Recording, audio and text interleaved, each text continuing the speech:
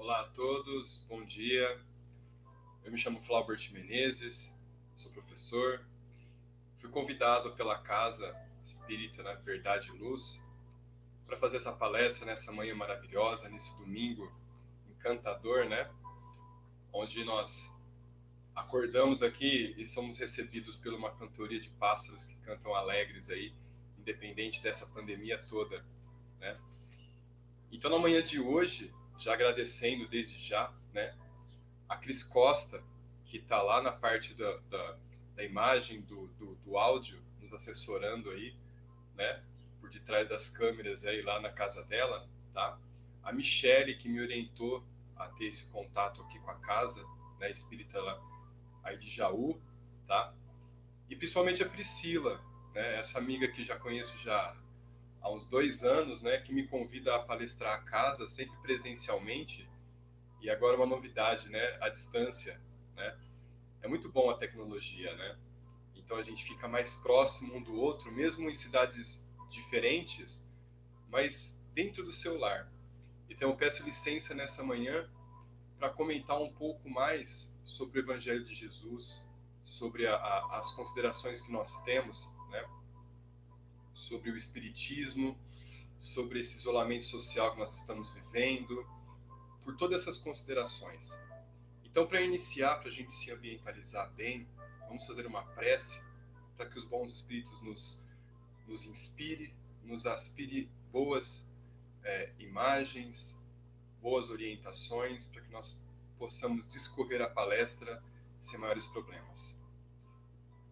Que Deus maior, nosso Pai, esteja ao nosso lado nessa manhã, que possa nos levar tranquilidade, esperança e fé a todos os corações que seguem aflitos nessa pandemia, pelo Brasil e pelo mundo. E cada um em seu leito adoentado por esta doença, que possa receber o bálsamo divino da cura espiritual, e o planeta, em oração, merecendo assim a cura espiritual de cada um e resplandecendo essa energia maravilhosa que vem do alto a todos os nossos irmãos. E que nós possamos aprender a viver em fraternidade e união, e tendo a caridade como bandeira eterna, assim como o amor de Cristo. Assim seja. Pai nosso que estais no céu, santificado seja o vosso nome. Venha a nós o vosso reino, seja feita a vossa vontade, assim na terra como no céu. O pão nosso de cada dia nos dai hoje. Perdoai as nossas ofensas, assim como nós perdoamos a quem nos tem ofendido. E não nos deixes cair em tentações, mas livra-nos de todo mal, que assim seja. Então, na manhã de hoje, nós vamos falar um pouco sobre esse isolamento, né? Como tema dessa palestra, né? Ela basicamente se faz sobre o isolamento, a misericórdia do isolamento. O que tem a ver a misericórdia com esse isolamento que o pessoal tanto sofre, que as pessoas tanto tendem, né, a, a, a ficar um tanto aflitos com tudo isso, né? Então, nessa manhã, a gente vai atrair toda essas informações, opa, aqui, todas essas informações que nós veremos, né, sobre esse isolamento todo. Então, que nós possamos entender tudo isso, né? O isolamento é uma misericórdia divina para nós hoje, né? Atentado a a história do planeta e todos os nossos ícones religiosos que passaram por esta terra, todos eles passaram por certo isolamento, né? Quando a gente se depara com o Antigo Testamento, né? Quando Moisés tirou o povo hebreu lá do Egito, eles se confinaram para um deserto há mais de 40 anos, né? Jesus, antes de fazer a, a, a sua divulgação da Boa Nova, também entrou em um deserto. E se nós observarmos a nossa vida, nós também entramos num deserto. O deserto da nossa adolescência, do final da nossa adolescência, onde nós entramos em conflito com nós mesmos, quem somos, para onde vamos, o que nós faremos, quem será que estará ao meu lado, quem não estará, como ficaria sem meus pais, sem minha mãe. Então, nós vamos discorrer sobre todos esses assuntos. Então, para iniciar aqui, que deserto será todo esse que nos aflige internamente e também passaram os nossos ícones religiosos, né? Então, se a gente for pegar um pensamento sobre o deserto, nós estamos então alicerçados ao nada. Quando a gente pensa numa imagem de um deserto, a gente vê uma imensidão de areia, né, sem vida ao nosso redor e se vê sozinho. Então você não consegue enxergar vida ao seu redor nesse mar de areia onde se localiza o deserto. Porém, quando a gente pega a definição de deserto, a gente tem bem essa imagem, né? Deserto em que não vive gente, que é despovoado, é inóspito, é abandonado. Olha só que interessante, né? Região extrema e seca, com vegetação rudimentar. Região desabitada. Lugar despovoado ou pouco frequentado. E aí, nesse caso, eu continuo com essa informação e essa frase, pouco povoado. Esse pouco povoado seriam as nossas visitas. Nós chegamos ao deserto, nós precisamos estar ali por um tempo, mas nós também conseguimos sair desse deserto, né?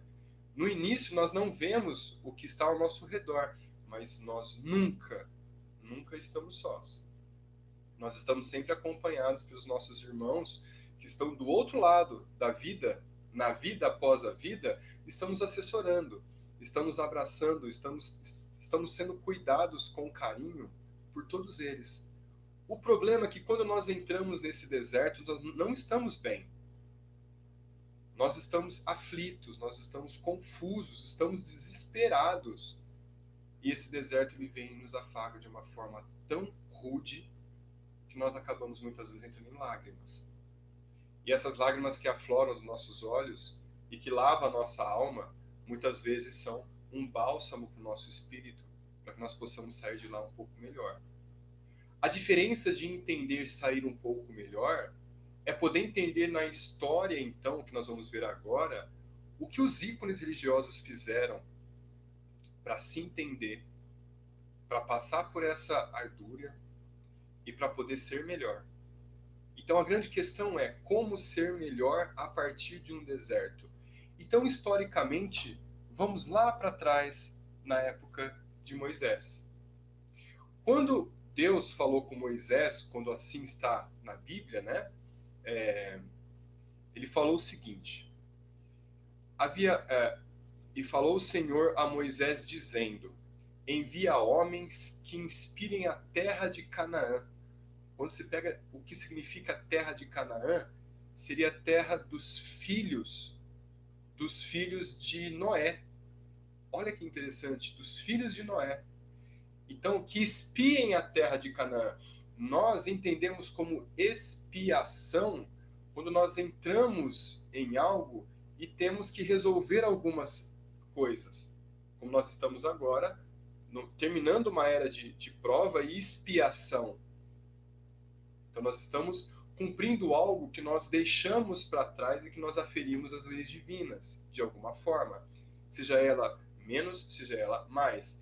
Então, envia homens que espiem a terra de Canaã, que eu hei de dar aos filhos de Israel. Olha só. De cada tribo de seus pais, enviareis um homem, sendo cada um príncipe entre eles.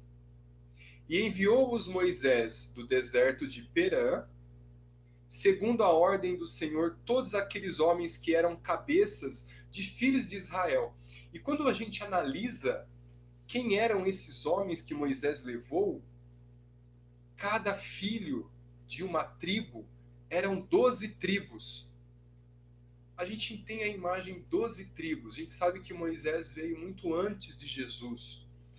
Então Deus pediu para que Moisés enviasse 12 homens para espiar no deserto, ou seja, tentar entender a dureza do deserto e prepará-los a algo.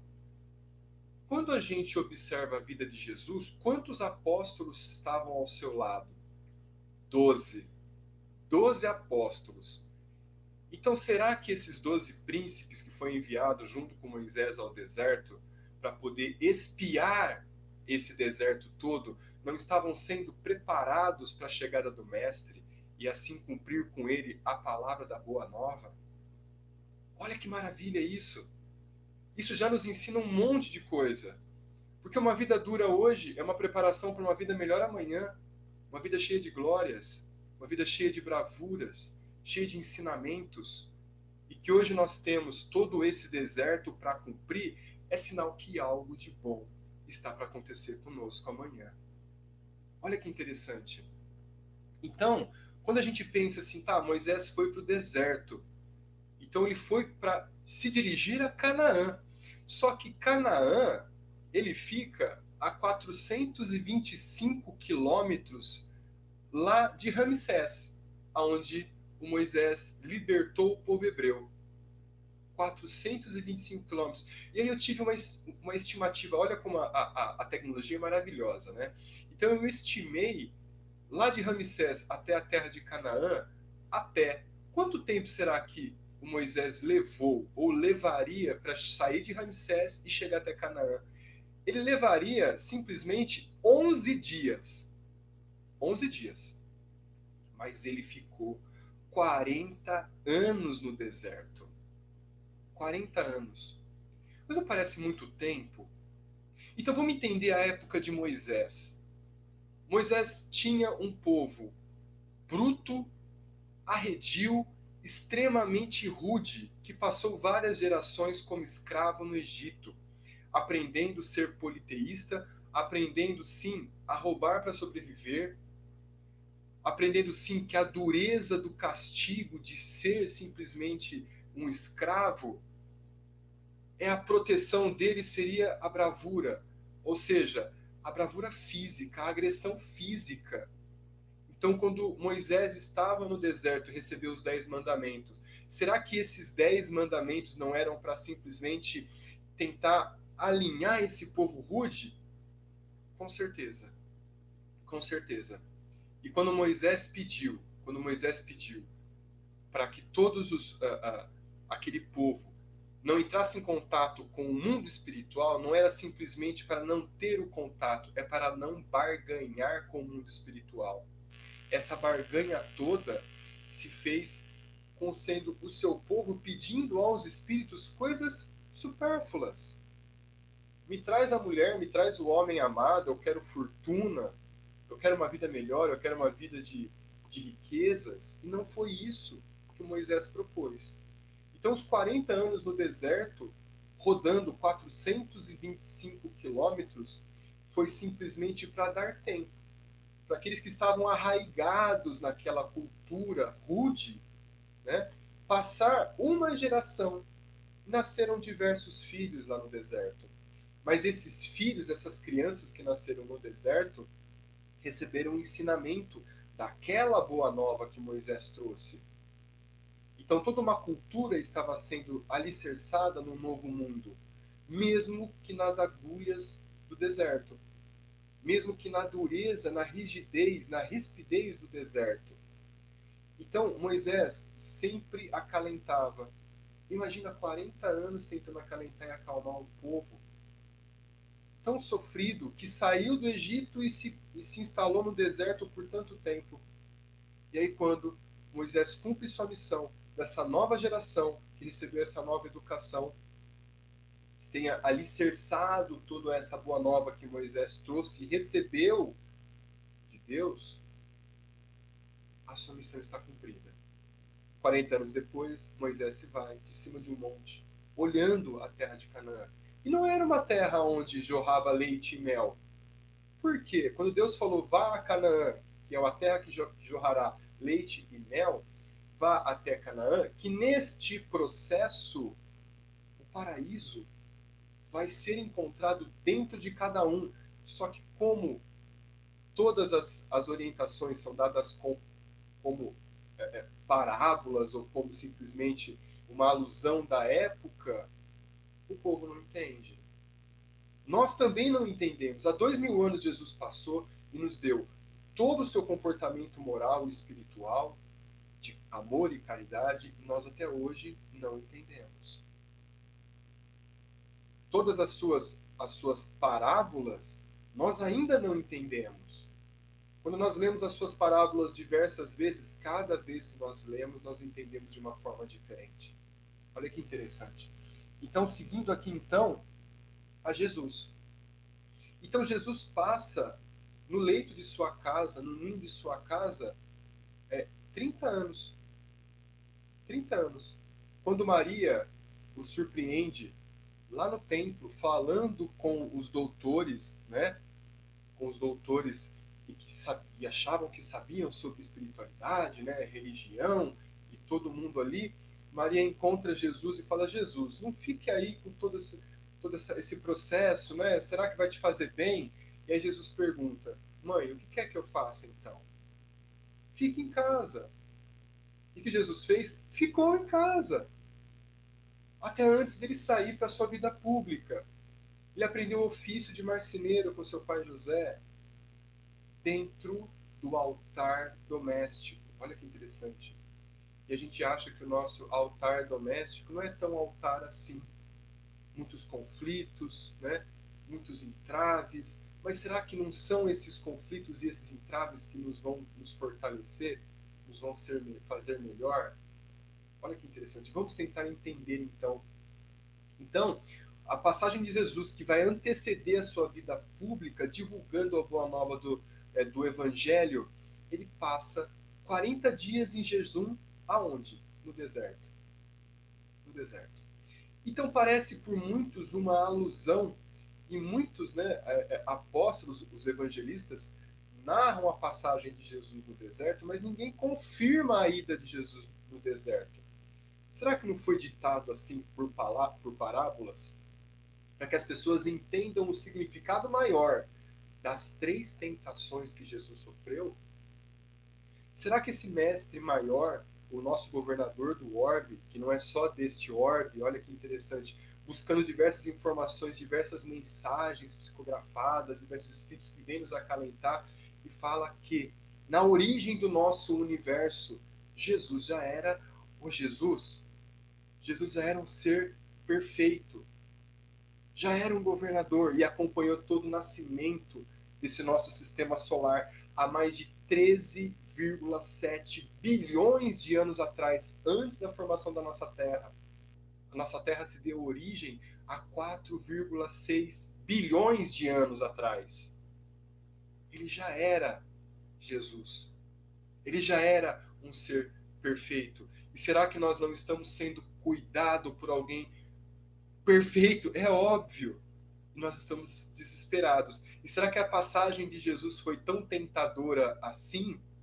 Não foi, será, uma imagem para nos ensinar o que nós tínhamos que aprender sobre o materialismo, sobre o egoísmo, sobre a autopiedade? Então vamos entender então as 3 tentações, né, de Jesus.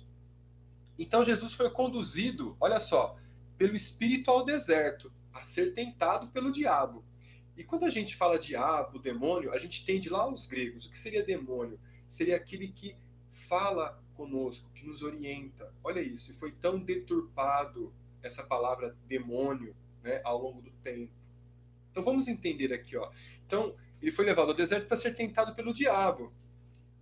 E tentado, e tendo jejuado 40 dias e 40 noites, depois teve fome. Teve fome. 40 dias no deserto sem se alimentar, teve fome. E chegou o diabo a Jesus e disse: se és filho de Deus, transforme pedra em pão. Ele, porém, respondendo, disse: está escrito, nem só de pão viverá o homem, mas de toda a palavra que sai da boca de Deus. Olha só, nós podemos fazer essa alusão aos dias de hoje? Sim, nós podemos. Depois nós vamos pegar todas essas 3 tentações aqui e vamos trazer aos dias atuais.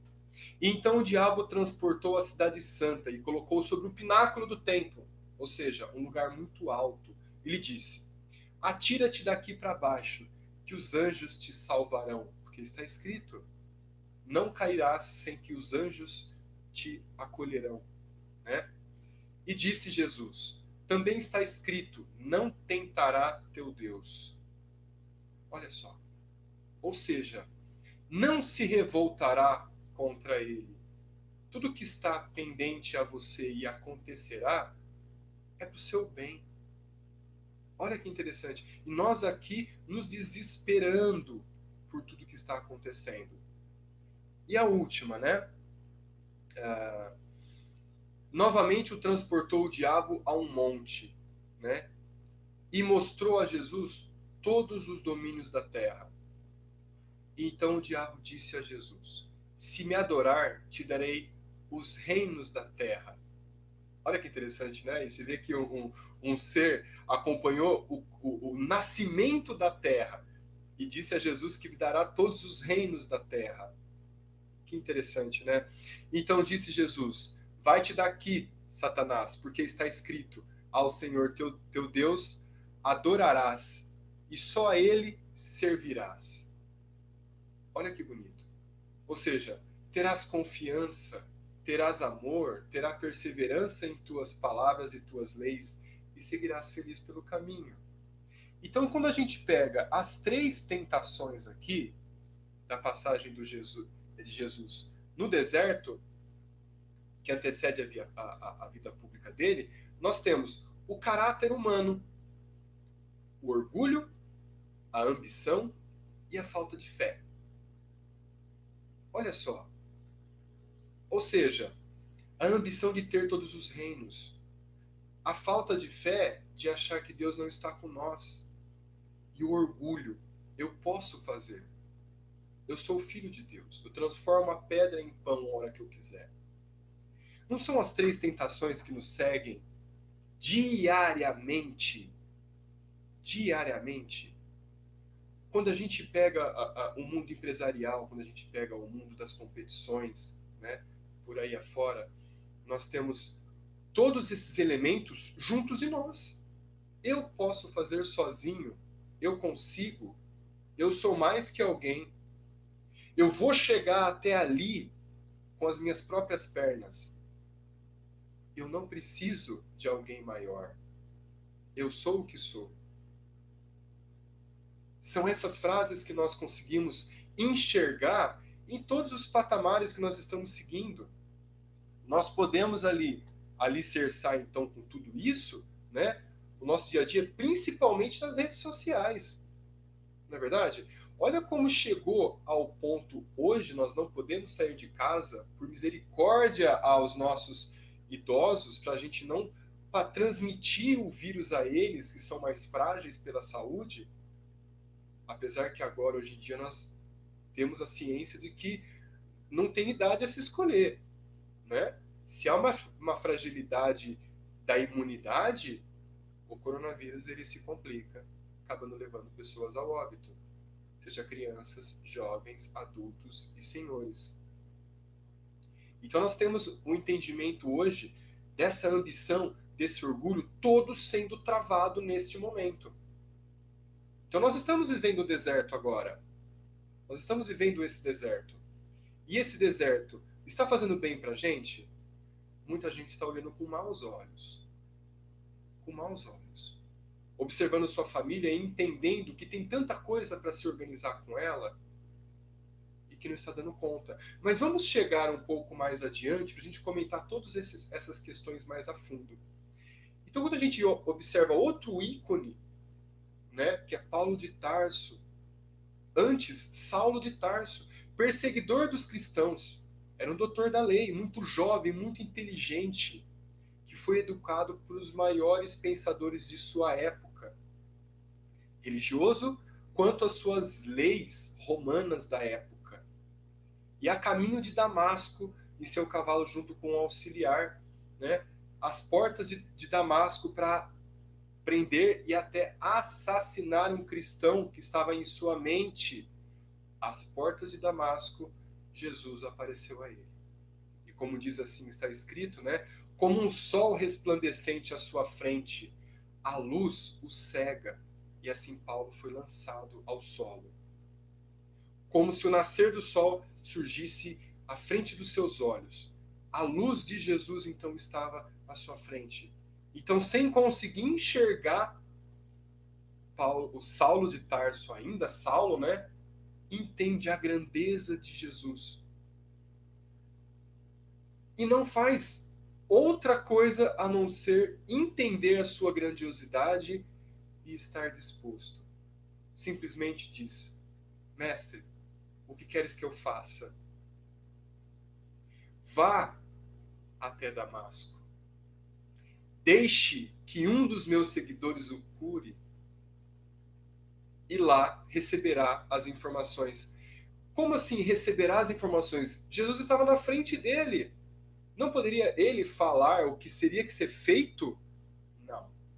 Deus age nas criaturas, através das criaturas. Olha que interessante. Nós temos a conexão direta com Deus. Mas quem está ao nosso redor vai nos mostrar o caminho. Por isso que nós não estamos sós nunca. Nós não somos nada sozinhos.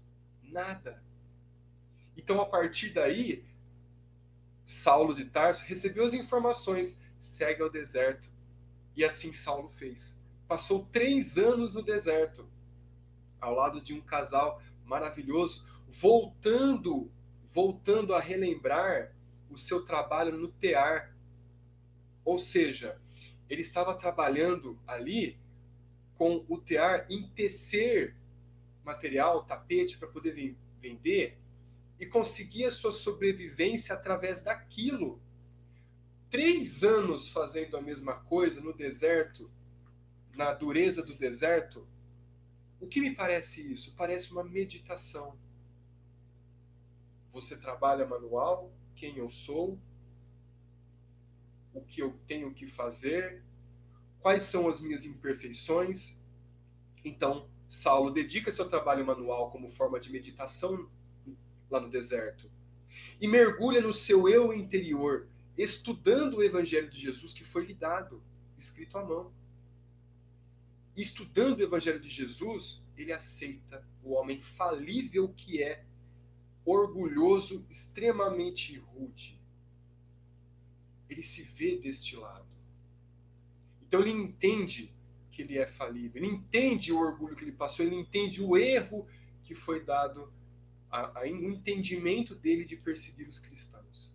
Olha que interessante. E a partir dali, ele entrega-se à construção do novo homem, do novo eu.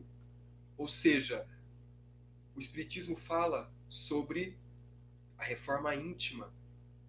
A reforma íntima não é simplesmente ler o Evangelho, fazer o Evangelho no lar, simplesmente ler as palavras.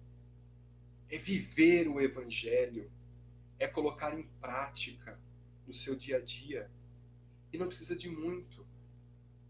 Quando a gente vive o Evangelho, a gente começa a sentir as transformações. No início parece tão turbulento, tão confuso, que ao longo do tempo vai se tornando uma coisa tão tranquila. Vira um hábito. A gente tem ações que as pessoas muitas vezes se espantam com essas ações e ainda falam: nossa, eu não esperava isso, porque isso é tão raro. Não é raro. Vai ser comum. O que nos espera amanhã é uma terra cheia de fraternidade, uma terra cheia de amor, onde nós possamos estender a mão a quem passa e simplesmente também sermos ajudados por outras pessoas que nós não conhecemos. Então, quando Saulo de Tarso se vê mergulhado no Evangelho, vivendo o Evangelho, por isso que ele diz em suas epístolas: não sou eu mais quem vive, e sim Jesus que vive em mim. Ou seja, ele entendeu o grande amor fraternal.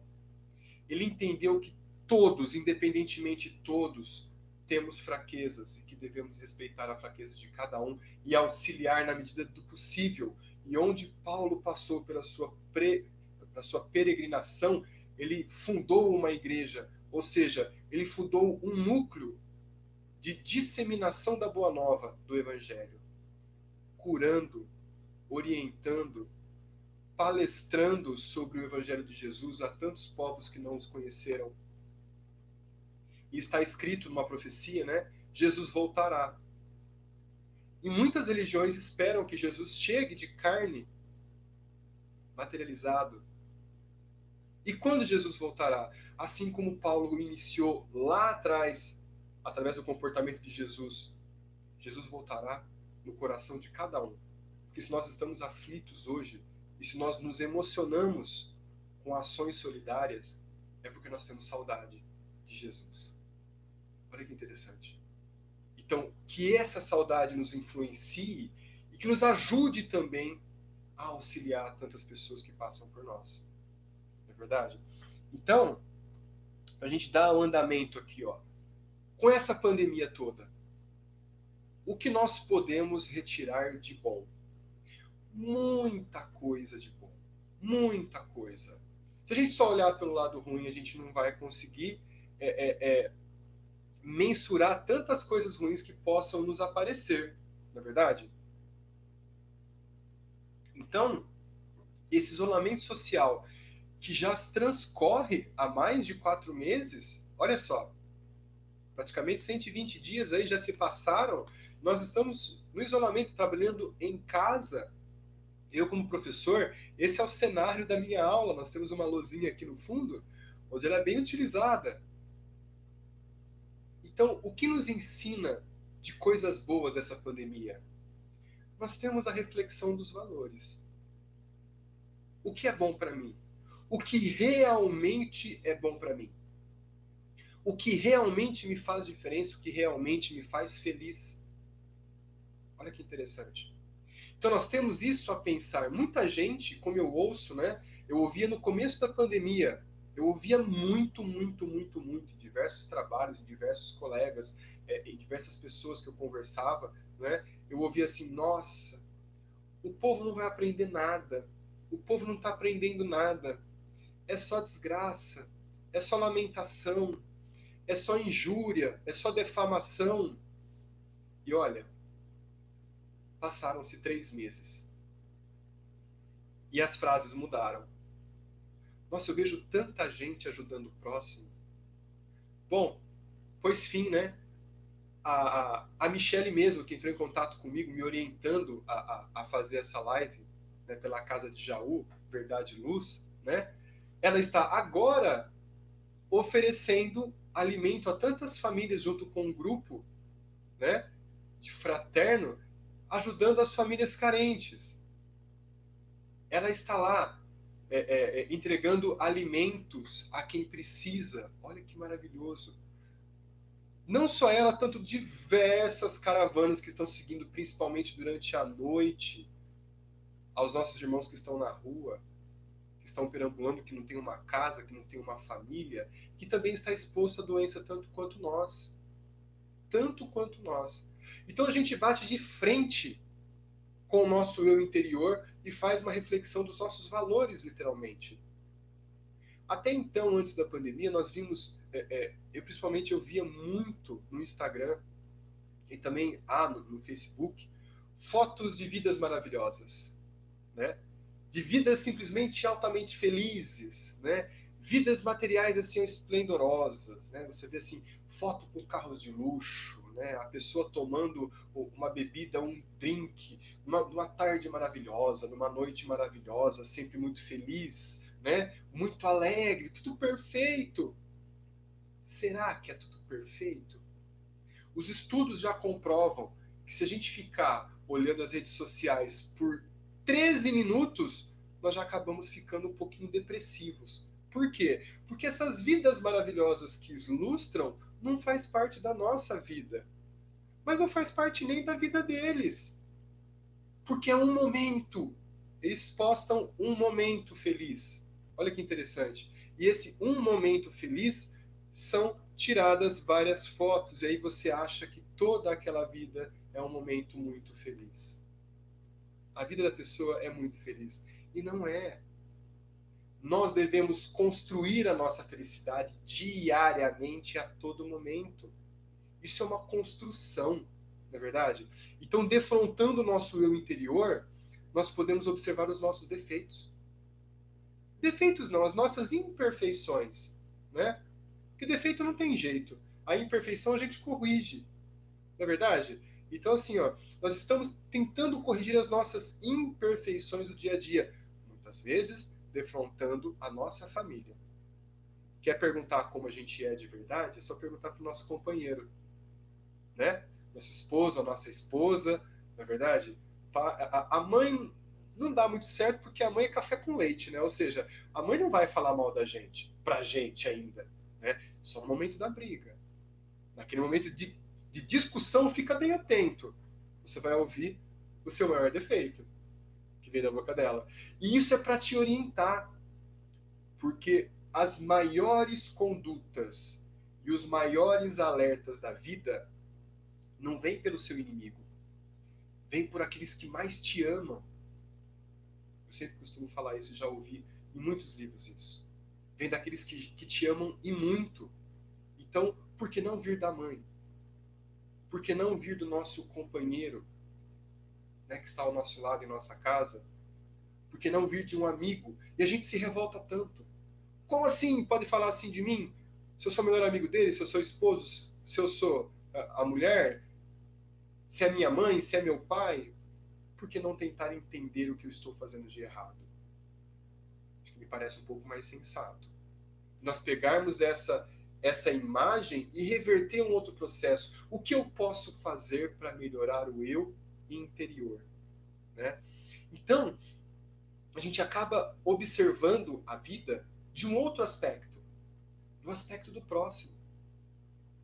Quem nunca se deu por entendido, nós estamos jantando ou almoçando em nossas casas e na televisão passando tantas notícias, inclusive daqueles nossos irmãos que não têm o que comer, que estão nos hospitais recebendo alimento por sonda, e cai em si. Nossa, eu tenho tanto. Tem. Nós temos muito. E Deus nos proporciona o suficiente para que a gente possa simplesmente passar por essa vida com o aprendizado necessário. E a gente tem um entendimento assim, ó, eu queria ser rico. Eu queria ser bonito. Eu queria ter tanto dinheiro, né? Eu sempre costumo fazer essa brincadeirinha, né, com o pessoal. Eu coloco isso em todas as palestras, porque é uma verdade. O que você faria com 20 milhões de reais na mão? Eu pararia de trabalhar, eu vou viajar o mundo, né? Eu vou comprar uma casa, eu vou parar de trabalhar. Tá aí. Por isso que você não ganha na Mega Sena. Porque dinheiro é para gerar emprego, é para ter uma rotatividade de pessoas que estão vivendo ao redor desse dinheiro. Ou seja, não é para ficar parado, é para ter responsabilidade. As duas maiores provações do planeta é a beleza e o dinheiro. Quanto mais tem, mais poder a pessoa se sente. E esse dinheiro todo não é levado depois da morte. Fica tudo aqui. E para quem? Para quem é seu herdeiro? Ou para o governo? Ou para aquele que te passou a perna? Olha só. E a beleza? A beleza, então, conquista sorrisos, né? Conquista simpatias e simplesmente dá a falsa sensação que tudo você pode. Só que a beleza, ela vai acabando aos poucos, com o passar do tempo, né? As mulheres contam nos dias para não chegar na idade dos 40 anos. E depois dos 40 começa toda a tentar a manter a beleza. Por que não tentar manter a beleza interna? Se o corpo exprime a alegria e a beleza do espírito, por que não cuidar do espírito? Olha só, quando Jesus vai à casa, não me recordo de um de seus apóstolos, as suas irmãs estão lá cuidando da casa e uma delas senta com Jesus e deixa os afazeres do lar. Deixa os afazeres do lar. E a outra, incomodada porque está fazendo o almoço, está arrumando a casa, vendo Jesus na casa dela, tentando, né, acolher e dar o melhor para ele, cuidando da casa. E ela se irrita. E Jesus assim indaga: por que se irrita? se sua irmã está aqui tentando ter o conteúdo para a vida e não as coisas passageiras? Olha que chamamento interessante. Ou seja, o problema de cada dia que fique por todo o dia, naquele dia que você está passando, que não nos atormentemos com os problemas futuros, vivemos o hoje. Tentamos sanar os problemas de hoje, um dia de cada vez. Porque tudo nos será dado à medida que nós merecemos e que nós possamos, assim, cumprir toda essa tarefa. Olha que interessante, né? Então, a gente pega esse comportamento todo, faz uma reflexão nesse isolamento, nessa pandemia. Nós estamos refletindo a todo momento. Faz uma reflexão e altera nosso comportamento. Eu tenho visto no Instagram sutilmente aquelas frasezinhas de ódio, sabe? E é tão assim, para mim é uma pedrada quando simplesmente pessoas generalizam as outras pessoas. Eu vi num post, né, do Instagram a seguinte foto, né, uma imagem assim, e estava escrito assim, ó: uma mulher, você mulher, andando pela rua, sente que alguém está atrás de você.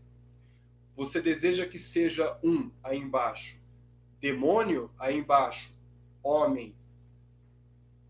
A maioria das mulheres, 95% desejaram que seja o demônio.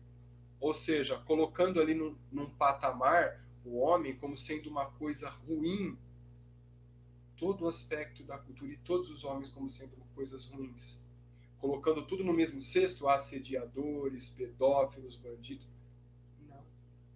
Então muita gente defende, né, o instinto, as frases de ódio, simplesmente sutilmente aprimorando mais ódio. Por que não coloca um post, uma imagem de fraternidade? De fraternidade. Não é verdade? Simplesmente colocando a igualdade. Nós temos características dos dois sexos que se completam. Eu não estou falando de amor e par perfeito, porque o amor ele não existe por sexo. O amor pode vir entre homem e mulher, entre duas mulheres, entre dois homens. Qual a diferença? Ninguém disse o que é certo e o que é errado.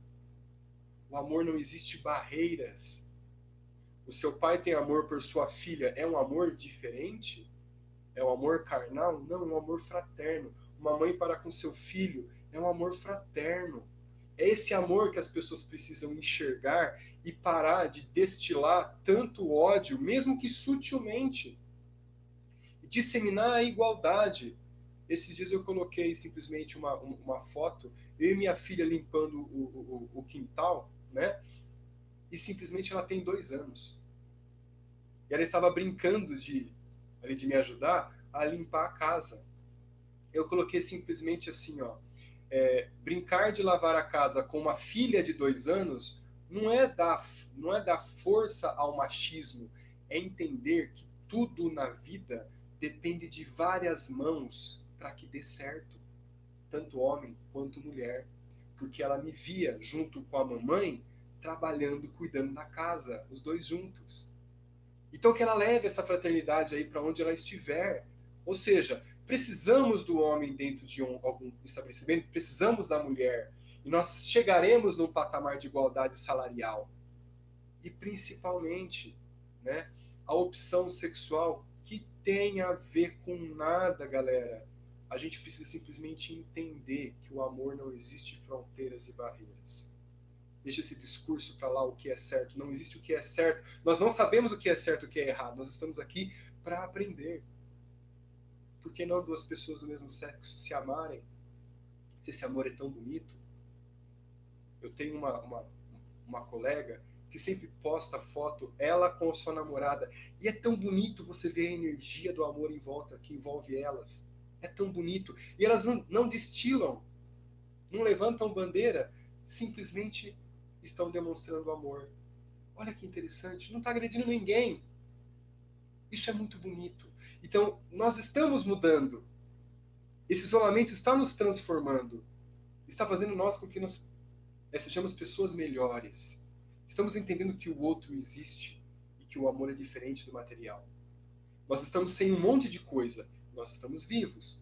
Mas de que lado você está olhando? Do lado bom ou do lado ruim? Então, para tudo isso, existe uma maioridade, existe algo melhor. Então, também nos faz repensar a vida como saúde física. Nós estamos sendo cobrados diariamente através da imunidade. E como nós podemos aumentar a nossa imunidade? Praticando exercícios físicos, tendo boa alimentação, né? E principalmente, saúde emocional. Como nós conseguimos saúde emocional? Meditação. Ah, não é aquela meditação de você ficar sentado, de olhar. Não, simplesmente fazer essa reflexão dentro de si. Refletindo como nós podemos ser melhores. Isso é uma meditação. Olha que interessante. Então, de tudo isso, nós conseguimos ter uma saúde. E, principalmente, essa meditação nos faz ter em contato com a espiritualidade maior, com Jesus, com Deus, nos afina com a energia divina, nos transporta à tranquilidade quando nós estamos tranquilos. A nossa conexão com o alto ela é muito mais próxima. Ela é muito mais próxima. E muitas vezes nós não deixamos com que está escrito e nós oramos no Pai Nosso. Sejais feita a vossa vontade. Será que a vontade do nosso Pai que está lá no céu é a nossa vontade? Não, porque Ele sabe o que é melhor para nós. Então, se nós estamos sofrendo algum percalço na vida, será que aquilo não tem algo a nos ensinar? Que nós possamos olhar então esses problemas, esses percalços, para um outro patamar. Fazemos então o que Paulo de Tarso disse à porta de Damasco, quando era ainda Saulo de Tarso. Senhor, o que queres que eu faça? Pergunte a si, Senhor, o que queres que eu aprenda? E aprenda e tente ter uma visão desse problema para você encontrar a solução e ter o aprendizado. Eu como professor, eu digo, todos os nossos problemas são aprendizados que amanhã nós ensinaremos as soluções a pessoas que passam pelo mesmo problema. Só pode ser professor e só pode ensinar quem já passou pela lição. Então, quando a gente passa por diversos problemas na vida, a gente entende o que o outro está passando e passa a ajudar. Por isso que os senhores, né, os jovenzinhos de mais idade, eles sempre contam histórias que é para nos ensinar, é para nos orientar, é para não cair no erro que ele também caiu um dia.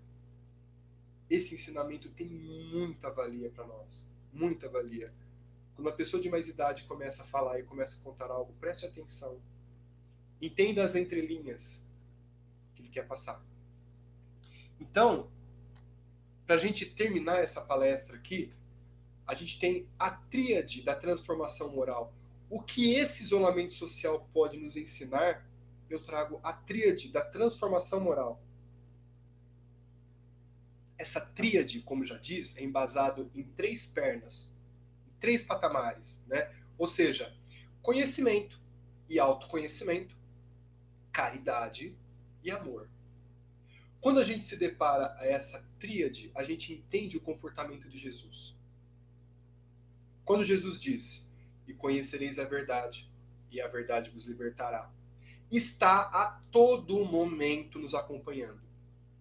Quando você se conhece, quando você entende suas fraquezas, quando você entende as suas fortalezas, isso tudo te liberta de uma ansiedade, te liberta de um desespero, te liberta de uma preocupação. Quando um fumante que não entendia, isso era antigamente, né? Quando um fumante, quando não entendia que aquilo fazia mal para ele, continuava fumando. E quando ele começou a ter problemas pulmonares, o médico falou o seguinte, olha, o cigarro está te causando isso tudo. Não é bom você parar? E aí é o livre-arbítrio. O médico não vai tirar o cigarro ou deixar o paciente numa maca impedindo com que ele fume. Não, é o livre-arbítrio, como todos nós temos. Então o paciente é de escolha própria. Continuar fumando e acabar sofrendo todas as agressões que o cigarro traz, ou simplesmente largar o cigarro e se libertar do vício e almejar a saúde. Olha que interessante. Simples exemplo, e que no dia a dia nós também possamos aprender.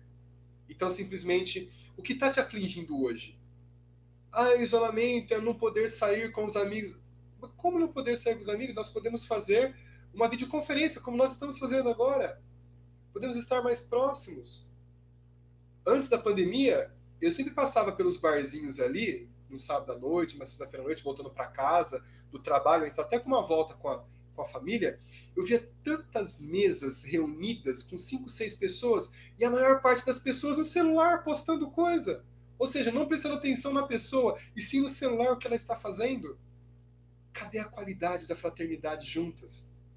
Larga o celular de lado. Não é verdade? Olha que interessante. E a caridade? Caridade consigo mesmo. Quando você entende sua fraqueza, tem os seus conhecimentos, você faz uma caridade consigo mesmo. Eu preciso aprender de algo calmo e contínuo. Não é de uma hora para outra. Então nós tenhamos caridade conosco mesmo. Vamos fazer algo para que nos possa fortalecer. Um aprendizado calmo, mas um aprendizado firme, constante. Olha que interessante. A partir dessa caridade conosco, nos perdoando principalmente das nossas imperfeições, a gente entende que o outro não é perfeito também, e nós assim temos a caridade ao próximo. Essa caridade ao próximo não é simplesmente o dinheiro, não é ofertar fortunas, é simplesmente dar um sorriso, é perguntar se está tudo bem, é perguntar como vai, o que eu posso te ajudar. Um abraço, agora não pode abraçar, mas simplesmente fazer uma ligação, acalmar o próximo. Se você tem essa caridade consigo e sabe do conhecimento que a pessoa está passando, porque você já passou um dia, você pode ofertar a caridade moral, assim como Jesus fez. Jesus não tinha nada, não ofereceu dinheiro, ofereceu o quê? O seu auxílio. E toda vez que ele curou alguém, ele assim disse: a sua fé te curou, não fui eu. A tua fé te curou. Vai, não peques mais. Pecado, o significado de pecado é errar o alvo. Então vai e não erre mais. Não erre nas leis divinas. Olha que interessante. E por último, o amor. Se você tem amor, você tem os outros dois ao seu lado. Se você tem amor em si, você tem o autoconhecimento. Você tem a caridade, você se perdoa. E tendo amor a ti, você reconhece no outro um ser imperfeito como você. Então você começa a amar o próximo. Eu digo que primeiro nós aprendemos a amar uma pessoa, nosso companheiro, nossa companheira, nosso pai, nossa mãe, para que amanhã nós possamos amar assim como Jesus, todos, indistintivamente. Porque todos nós temos defeitos. Nós chegaremos ao patamar. Um dia, não sei quantos milênios ou quantos bilhões de anos ainda nos restam, chegar ao patamar de Jesus. Nós estamos fadados à perfeição, mas até que chegue à perfeição, nós temos um longo caminho a entrelaçar, nós temos um longo deserto a cumprir e novos ensinamentos a resistir e também a aprender. Não é verdade? Então, de todos esses anseios dessa pandemia, eu trago uma música bem interessante. Eu não consigo colocar, nós estamos aqui em 3 canais ao mesmo tempo. O Facebook, dos nossos amigos lá de Jaú, do Centro Verdade e Luz, né? A página Espírita Flaubert Menezes e o meu Instagram, Professor Flaubert Menezes. Então eu vou soltar aqui o áudio para que todos possam ouvir com calma e com carinho. Uma música que me chamou muito a atenção. Ela é demais perfeita para este momento. Vamos colocá-la então aqui.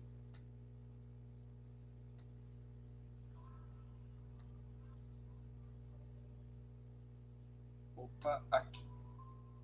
Vamos lá. Agora sim. Primeiro. Isso foi. Olha só. A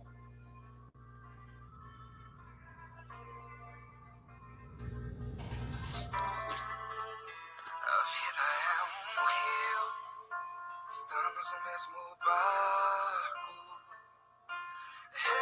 remaremos juntos. Pra onde vai esse rio? Ainda não sabemos, mas remaremos juntos. Ainda temos estrelas pra alcançar, sonhos pra sonhar, flores pra regar. Mas precisamos fazer isso juntos, e vamos fazer isso juntos. Não seremos os mesmos jamais. Se a gente fala menos e age mais. Não seremos os mesmos jamais. Se a gente fala menos e age mais.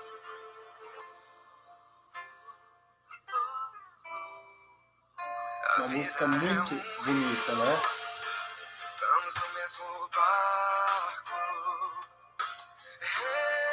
remaremos juntos. Essa música, ela é do Rafa Torres, né? Que fala que a vida é um rio. Ou seja, uma música maravilhosa que o clipe todo mostra sobre a pandemia. Diz que a vida é um rio e que nós vamos remar juntos. E nós sabemos que o rio, todo rio deságua no mar. E a imensidão do mar, para mim, é onde nós chegaremos todos ao imenso amor de Deus, onde todos nós seremos fraternos. Então nós precisamos passar pelos rios, juntos, todos remando, agregando mais e mais corações conosco nessa passagem. Ele diz o seguinte: quando a aflição chegar, quando esse momento depressivo apertar o seu coração, diz a música, olha para o céu, observa as estrelas, e nós veremos que nós não estamos sós. Então, quando você estiver naquele momento triste, depressivo, se feche, faça uma oração do fundo do coração, e essa oração vai te trazer acalento, você vai sentir abraçado por alguma coisa, você vai sentir melhor, vai sentir mais calmo. E toda essa calma, ela vem dessa ligação com nosso Pai maior que está lá. Então que esse ensinamento, que seja a pandemia, nos ensine de uma forma tão precisa que nós possamos aumentar os nossos conhecimentos. Eu deixo aqui o Instagram, meus amigos do Instagram, fiquem com Deus, eu vou continuar aqui no YouTube, tá bom? Muito obrigado a todos aqui do Instagram. Então a gente vai deixar aqui. Até mais para vocês. Então, olha só. Continuando aqui a nossa reflexão, né? Então, quando todo esse movimento aqui chegar, quando esse movimento todo aqui chegar, eu estou colocando alguma coisinha aqui que vai precisar aqui. Pronto. Vamos lá. Depois eu altero tudo.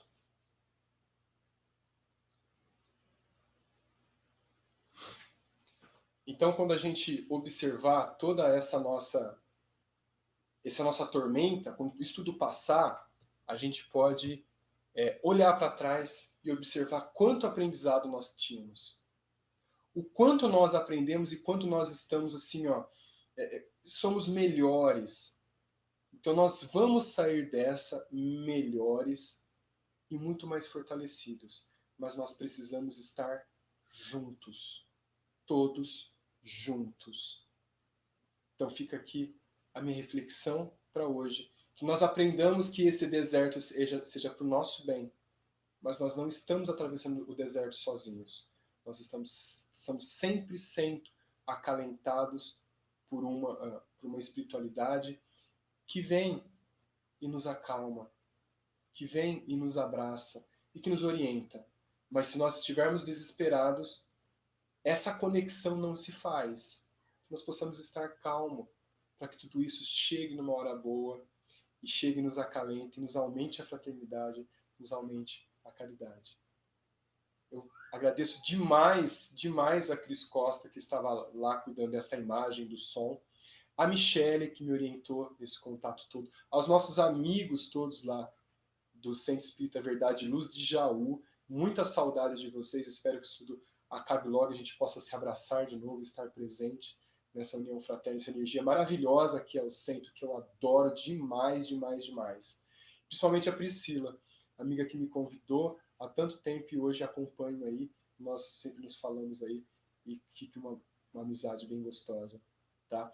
A todos os nossos irmãos aqui, um excelente domingo, uma excelente semana, que Deus possa iluminar a todos. Então a gente deixa aqui a oração final para que nós tenhamos um domingo maravilhoso.